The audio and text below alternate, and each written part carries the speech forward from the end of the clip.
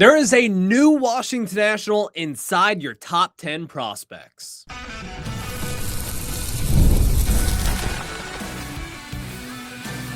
You are Locked On Nationals, your daily Washington Nationals podcast, part of the Locked On Podcast Network, your team every day. And welcome into Locked On Nationals. I am your host, Ryan Clary, and we thank you for making us your first listen every single day. And this show is going to be about your top Nationals prospects. I do it every August to give you a fresh update, but later on, I've got one prospect outside the top 10 that you have not heard of, but you're going to want to hear of because you will hear about him soon. But we start off discussing our top 10 here, and this is my version of the updated top 10 prospects. And let's start off with number 10 for the Washington Nationals, and it's a new guy inside the top 10, and that is newly acquired Jack Cebert from that New York Yankees deal. The Nationals, he was the main piece of that deal, a 2025 15th round pick.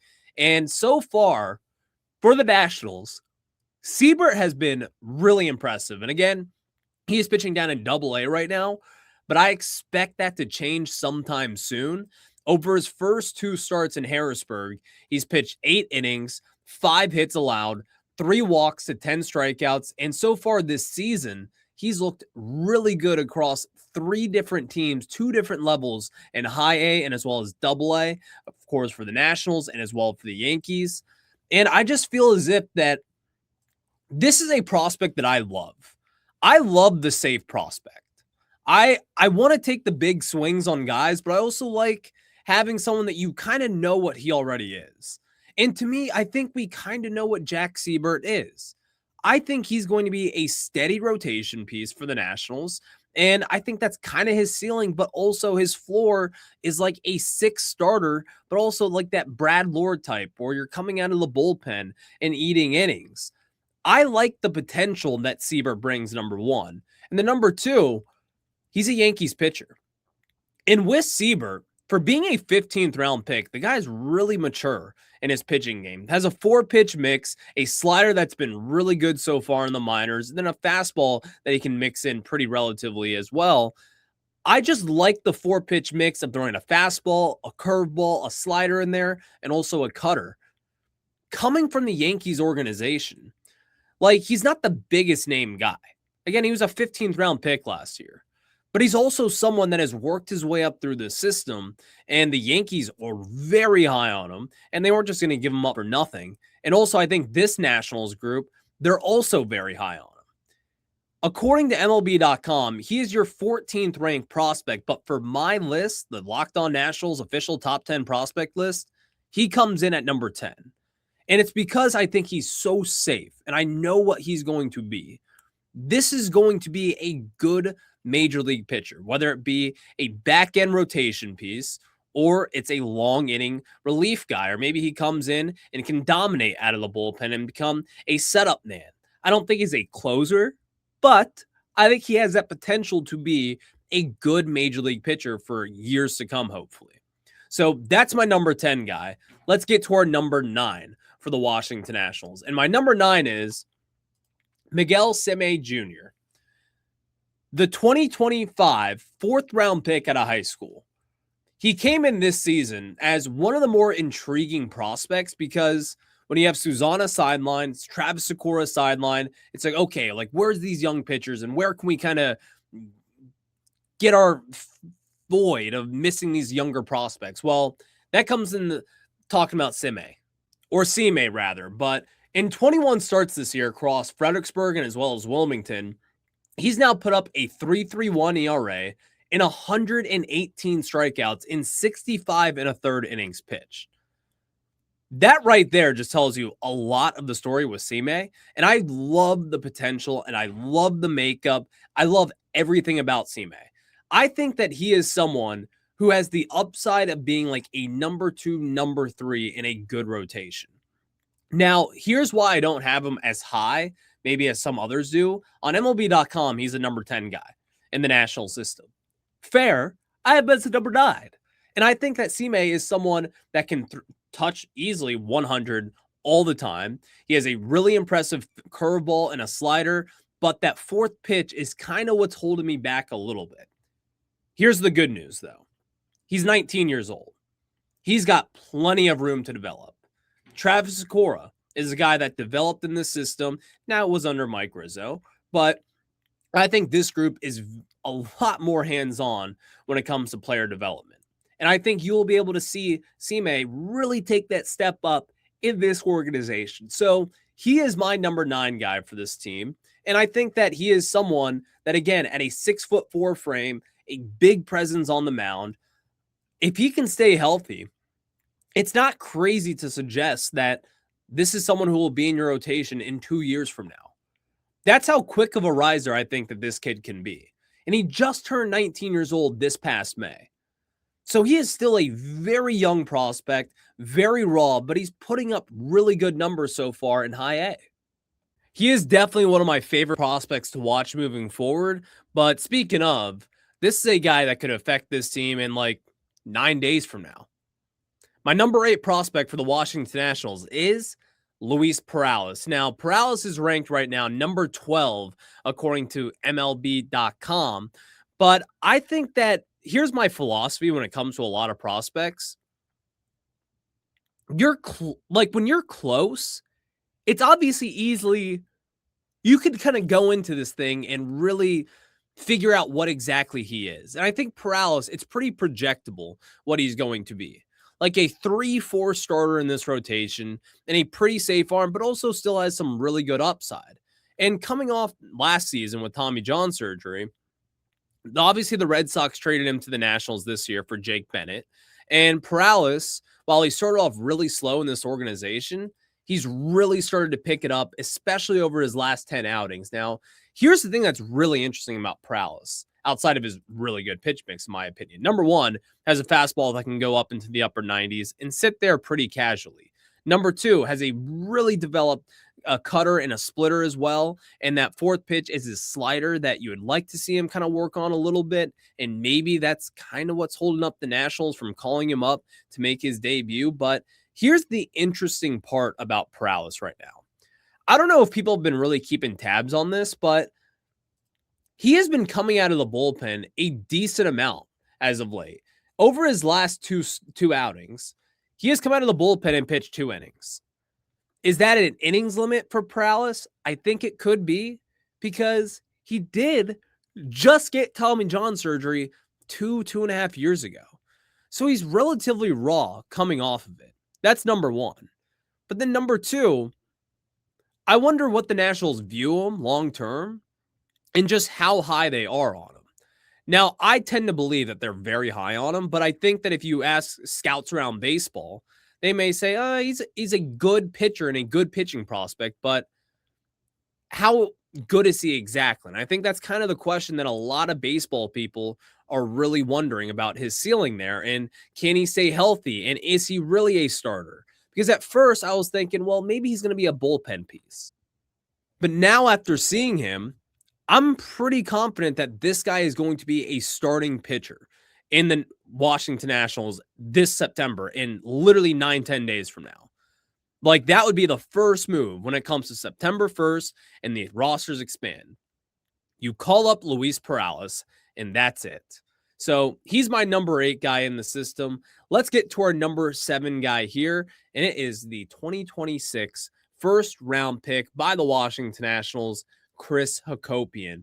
And Chris Hacopian has had, he's played, 8 games in Wilmington. So forget the stats real quick. Here's the guy's potential. He's going to hit. He is going to hit major league pitching. He's going to hit minor league pitching. I think that the question for him is, can he develop that power? That is going to be the big question for Chris Hacopian. But he plays second base. He's decent over there. He's not the best defensive second baseman, but he's certainly not the worst either. And then I think, just offensively speaking, he is very well-rounded. Now, I do think that Hacopian is someone that can develop power. What have the Nationals done so well so far? Develop power bats. This group has been able to tap in to everybody in this system. And I think Chris Hacopian will be the latest version of that.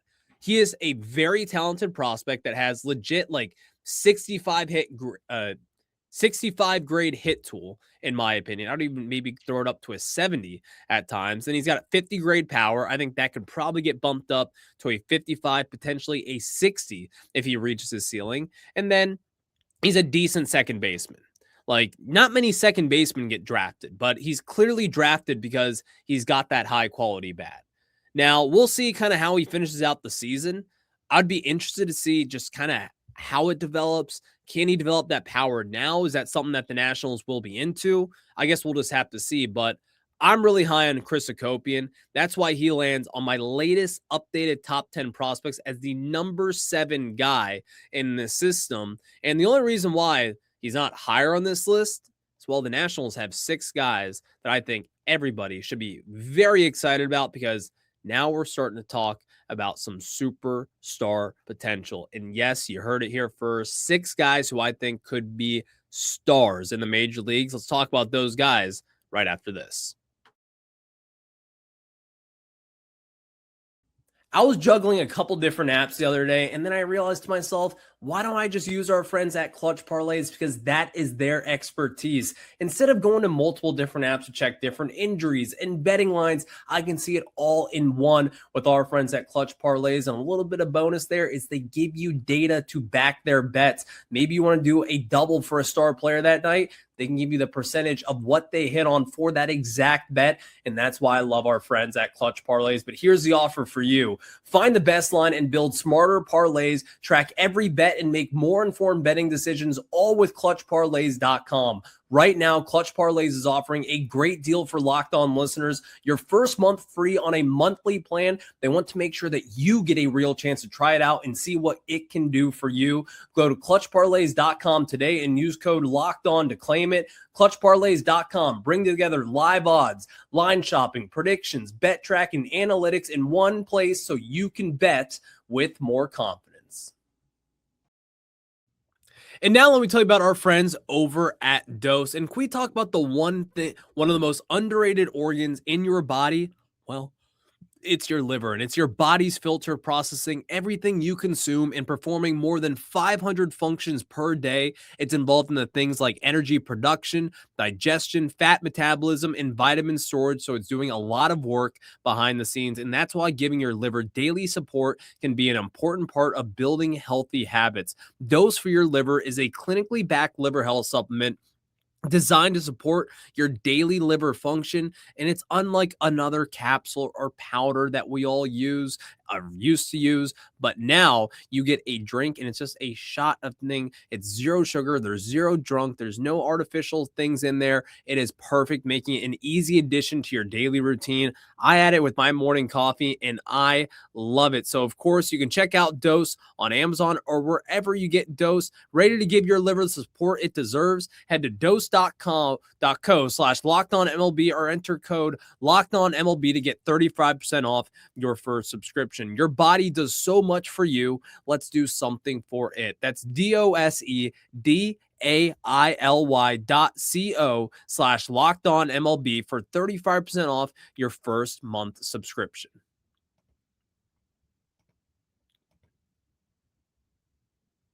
It's time to talk about some stars, or future stars, that is. And my number 6 prospect for your Washington Nationals right now is Ronny Cruz. Now, Ronny Cruz, like, the hype train took off for him earlier this season. In 14 games in Fredericksburg, Ronny Cruz might have been the most electric prospect in baseball. And Baseball America wrote an article, and I forgot who exactly it was, but they're like, they didn't say exactly this, but they kind of compared him to Fernando Tatis Jr. And it was like, oh my God, the hype train is taken off for Ronny Cruz. Everybody like, oh my gosh, this is a thing. And oh my gosh, he's not Fernando Tatis, but he has some star potential. And that's why he's number 6 on my latest Washington Nationals top 10 prospects. I love what Ronny Cruz brings. Number 1, he's got some position flexibility here. So he can play shortstop, second base, and third base. And also on top of that, he's got some legitimate power that was not really expected from him coming out of the high school ranks. Like, A third-round pick by the Cubs. The Nationals traded Michael Soroka to the Cubs last year for Ronny Cruz at that deadline, and that has proven to be a tremendous deal for the Washington Nationals. And I like what Cruz provides outside of the power. Like, I think he's someone that could be a really good defender. I think he's someone that could be a good hit tool. And oh, by the way, he's probably got like 70 grade speed, if you ask me. 41 stolen bases over 103 games this year compared to just 10 stolen bases last year. And on top of that, he has 13 home runs and 60 RBIs this season on top of 97 hits and 103 games. He has superstar potential. And I think that the potential is so just exciting that it's hard to not get wrapped up in what Ronny Cruz provides. And oh, by the way, Ronny Cruz, who slumped in a massive way in High A Wilmington, has now started to really put it together. And entering Thursday, Ronny Cruz over his last 10 games has hit like 4 or 5 home runs. I'm sorry, 5 home runs. He also, on top of that, has 24 hits in that. I'm sorry, not 24 hits in that time frame. He has nearly 24 total bases in that time frame, and he's just starting to put everything together. I love this guy's potential. I love the prospect. I love the makeup. I love everything what Ronny Cruz brings. The only reason that he's not higher on this list, and I think he'd be a top 5 prospect in basically any other organization, well, it's because the Nationals have a very loaded group right now, and that leads us to a number 5 guy, Devin Fitz-Gerald. Now, Devin Fitz-Gerald is someone who kind of similarly to Ronny Cruz there. He was a guy that the hype train took off of. Like, he was traded from the Texas Rangers to the Washington Nationals, a 21-year-old 5th-round pick by the Rangers back in 2024, a 2024 5th-round pick at a high school. Let me add that there. He is someone that, again, from the left side of the plate, has got tremendous power, but on top of that, I think is someone that can kind of be moved around this infield. And something that I'm starting to notice this group, and I wonder if you notice the same thing, they like position flexibility with their young prospects because Fitzgerald can play short, second, third. I could see him as a first baseman even potentially. Now he's not getting work over there, but Fitzgerald comes from a powerhouse of a family, went to Stoneman Douglas High School in Florida, where Jesus Luzardo also went to, Kobe Mayo, and then, also a guy named Roman Anthony, who's a superstar in Major League Baseball. I think Fitzgerald could be that next stud coming from that high school. I've loved what Fitzgerald brings, and unfortunately, he's had a really tough year. I believe his mother is battling brain cancer. Just an awful situation that is something that obviously weighs on you, and it's way more important than baseball. So he's kind of had some ups and downs, and of course, also got hit in the face. He's now back in the lineup for Harrisburg and seems to be recovering just fine. But he's had just a tumultuous year. And on top of that, he's still been able to put up some really good numbers. And I think that the underlying metrics for him really tell the whole story because he's got a high exit velo. He can really kind of get the ball in the air. And I'm not surprised. I would not be surprised that if this is someone that hits 30 to 35 home runs in a major league season. That's the kind of potential that we're talking about. And that's kind of why I have him inside the Nationals top 5 right now.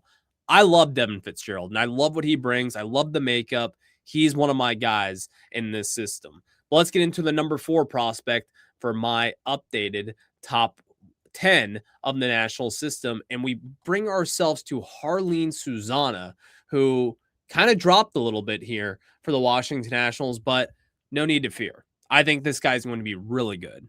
And it's funny because the scale of Susana might be one of the biggest ones in the system.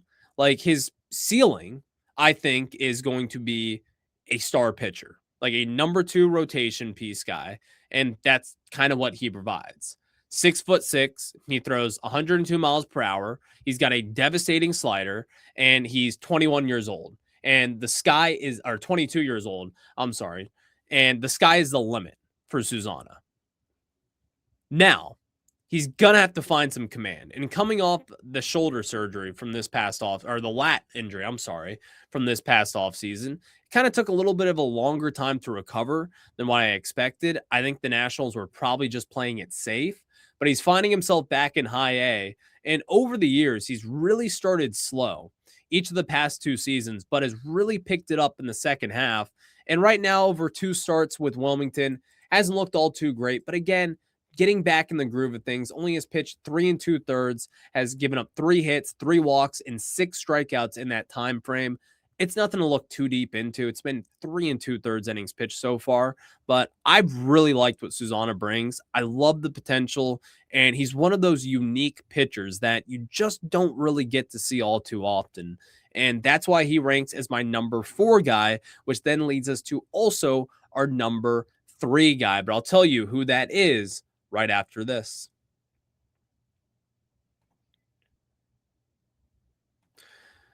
Before we get into today's show, it's time for the Everyday Icon presented by Stance. And as the official sock partner of Major League Baseball, Stance knows greatness isn't built in a single moment. It's earned over time through consistency, preparation, and showing up every day. And that's why each week we're recognizing one player whose performance embodies those same qualities. And today, I'm going to go with our guy, Abby Ortiz. I love Abby Ortiz. Abby Ortiz likes to hit home runs. He likes to do everything. He likes to play first base, but he likes hitting that Texas Rangers ballpark, and I love that because that was his former team. And Abby Ortiz has just been a standout for the Washington Nationals. He has been one of the best Nats hitters in history through his first 20 games as a Washington National. And I think he continues that this weekend. So the Everyday Icon is presented by Stance. Check out the Icon collection from Stance with premium comfort, performance, and durability design for whatever your day brings. Use promo code LOCKEDON at checkout for 20% off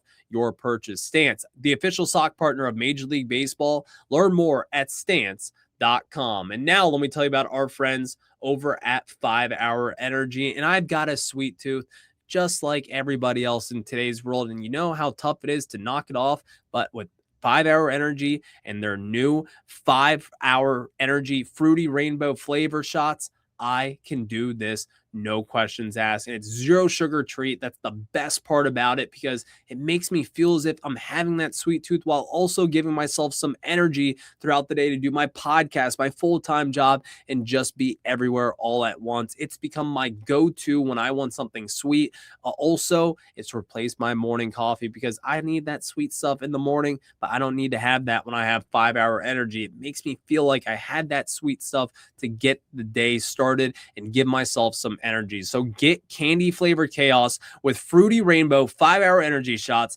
available online at 5hourenergy.com or even on Amazon.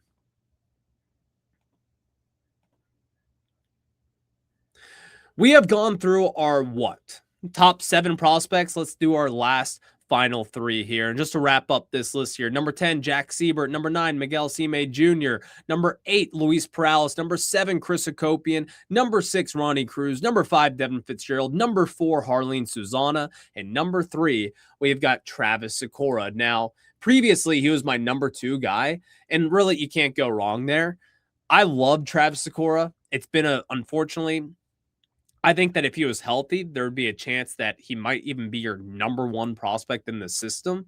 Last year in 12 starts, he had a 1.79 ERA, 79 strikeouts, which is insane in 45 1/3 innings pitched, but had Tommy John surgery, is shut down for the season, and you won't see him in any rehab appearances or anything, but he'll be good to go for 2027 and beyond. I'm sure enough of that. That's kind of why I have him as your number 3 guy and why he was jumped. But Sykora is I think that if the Nationals were to say, yeah, we're not going to go sign a starting pitcher. And I'm like, well, why? And they're like, well, we have that in Travis Sykora. I'd say, okay, that makes sense. Now, here's the thing. I still want the Nationals to sign a starting pitcher. You can never have enough starting pitching in baseball. You can't. But I think Sykora could be a number 1 on a winning team. That's how good of a prospect Sykora is. A very developed fastball that can touch up into the upper 90s.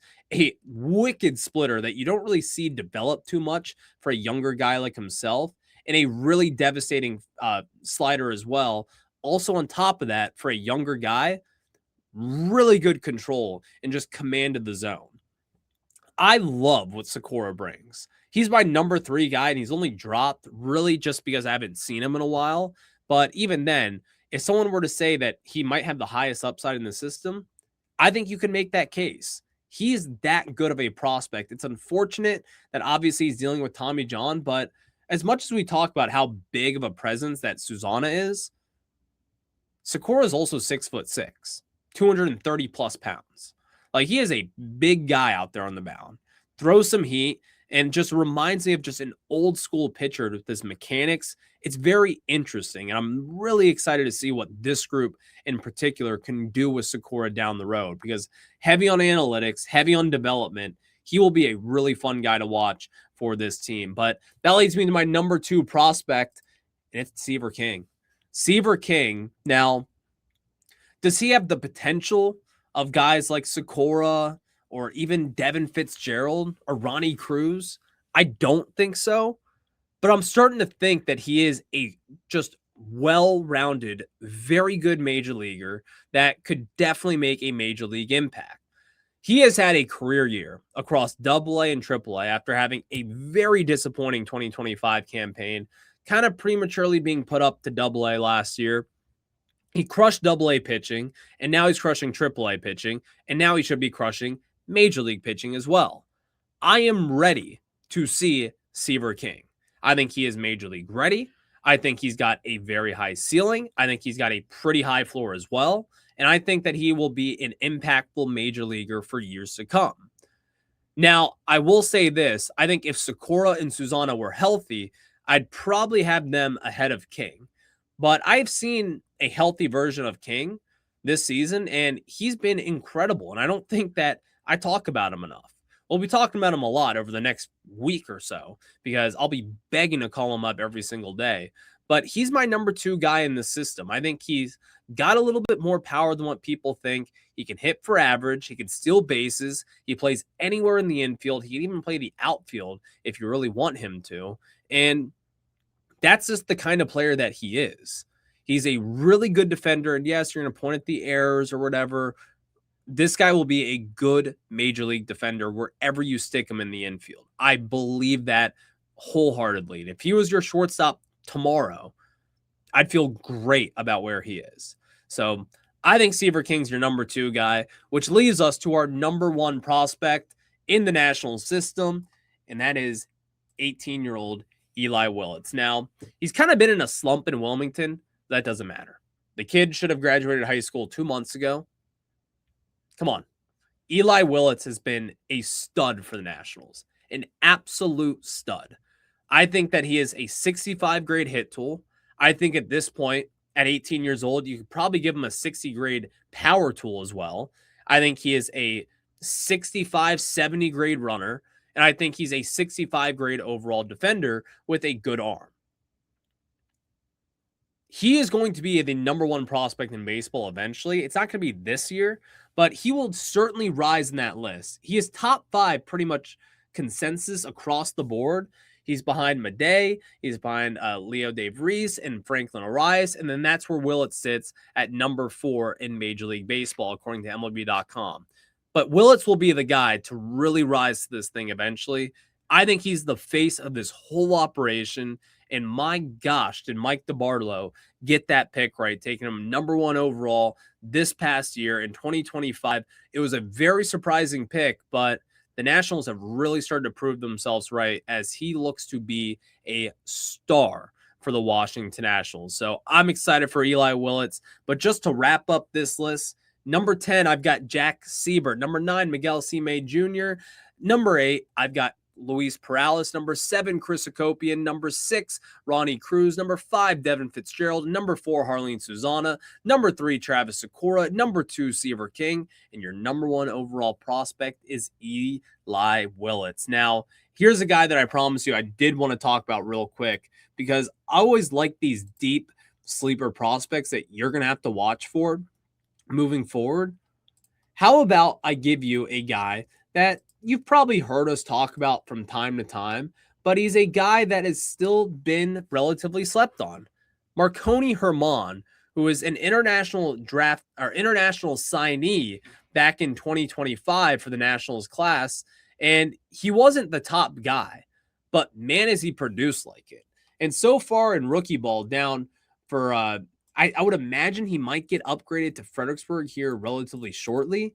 And I would like to see that if I'm being honest here, but we haven't seen him play since late July, obviously. But I would like to see him kind of work his way up into this thing because this guy can steal base. He can hit for some power. He can play some defense at second base and shortstop.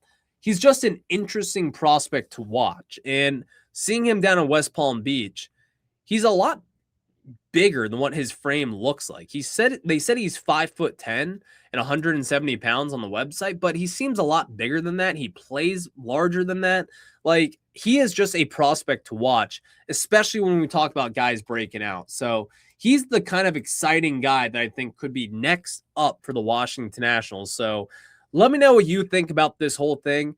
Those are kind of my top guys to watch for the system, but those are your updated top 10 over here on Locked On Nationals. Drop a comment over on YouTube. Look us up, Locked On Nationals. Hit that subscriber button and let me know what your top 10 is. Maybe we'll talk more about that next week and just see how different ours are. But I will catch you guys on the flip side. Have a good one. Enjoy the weekend. Go Nats.